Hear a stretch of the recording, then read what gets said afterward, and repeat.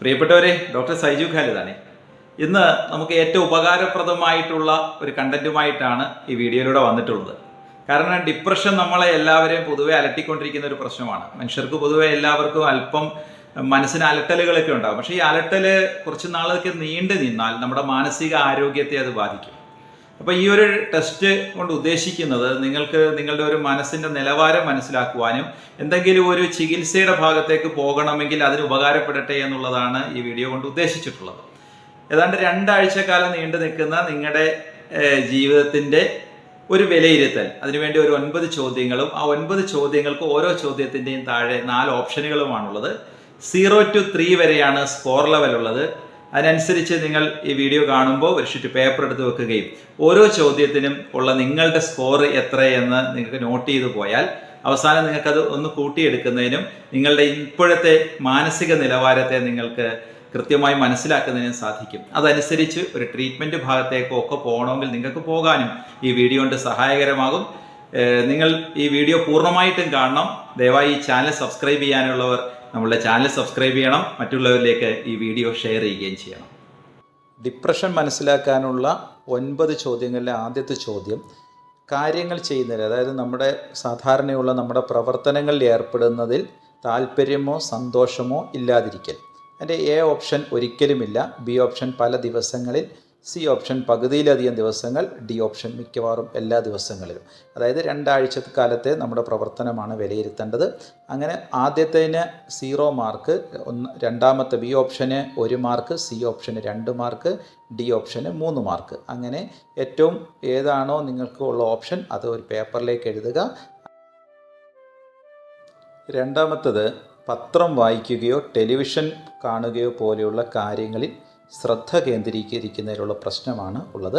അതിന് A option ഒരിക്കലുമില്ല, B option പല ദിവസങ്ങളിൽ, സി ഓപ്ഷൻ പകുതിയിലധികം ദിവസങ്ങളിലും, ഡി ഓപ്ഷൻ മിക്കവാറും എല്ലാ ദിവസവും. ഇതും 2 ആഴ്ച നീണ്ടു നിൽക്കുന്ന പരിശോധനയാണ് നടത്തേണ്ടത്.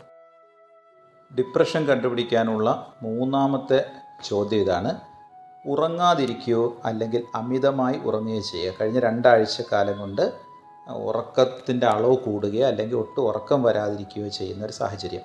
അവിടെ എ ഓപ്ഷൻ ഒരിക്കലുമില്ല, ബി ഓപ്ഷൻ പല ദിവസങ്ങളിൽ, സി ഓപ്ഷൻ പകുതിയിലധികം ദിവസവും, ഡി ഓപ്ഷൻ മിക്കവാറും എല്ലാ ദിവസങ്ങളിലും. ഈ 4 ഓപ്ഷനിൽ ആദ്യത്തിന് 0, പിന്നെ 1, 2, 3 ഇങ്ങനെ 0 to 3 മാർക്ക് വരെ ഇടുക. അതും നിങ്ങളുടെ പേപ്പറിലേക്ക് നോട്ട് ചെയ്യുക. ഡിപ്രഷനുണ്ടോ എന്ന് നോക്കാനുള്ള 4ാമത്തെ കാര്യം, സാധാരണയിൽ കവിഞ്ഞുള്ള ക്ഷീണം തോന്നുന്നു അല്ലെങ്കിൽ ഉന്മേഷക്കുറവ് അനുഭവപ്പെടുന്നു.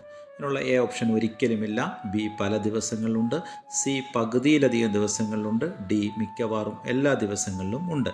ഈ 4 ഓപ്ഷനിനകത്തിലും എ മുതൽ ഡി വരെ ഉള്ളതിന് 0 to 3 മാർക്ക് കൊടുക്കുക. അങ്ങനെ അത് നോക്കുക. ഡിപ്രഷൻ ടെസ്റ്റിലെ 5ാമത്തെ ചോദ്യം, വിശപ്പ് സാധാരണയായി കുറവ് അല്ലെങ്കിൽ അമിതമായ വിശപ്പ്. അതും എ ഓപ്ഷൻ ഒരിക്കലുമില്ല, സാധാരണ ഉള്ള പോലെ തന്നെയാണ് പോകുന്നത്, ഒരിക്കലുമില്ല.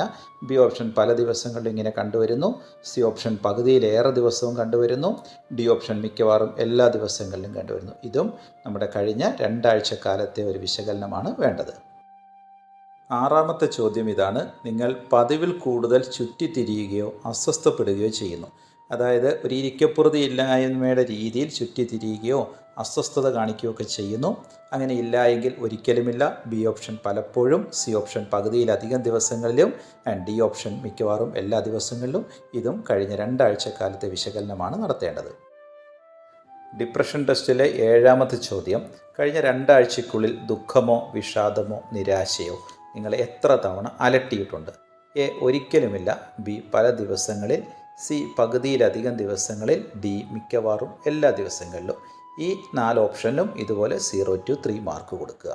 ഡിപ്രഷൻ മനസ്സിലാക്കാനുള്ള 8ാമത്തെ ചോദ്യം, കഴിഞ്ഞ 2 ആഴ്ചയ്ക്കിടെ നിങ്ങളെക്കുറിച്ച് മോശമായതോ നിങ്ങളൊരു പരാജയമാണെന്നോ നിങ്ങളെയോ നിങ്ങളുടെ കുടുംബത്തെയോ നിരാശപ്പെടുത്തുകയോ ചെയ്തത് എത്ര തവണ നിങ്ങളെ അലട്ടിയിട്ടുണ്ട്?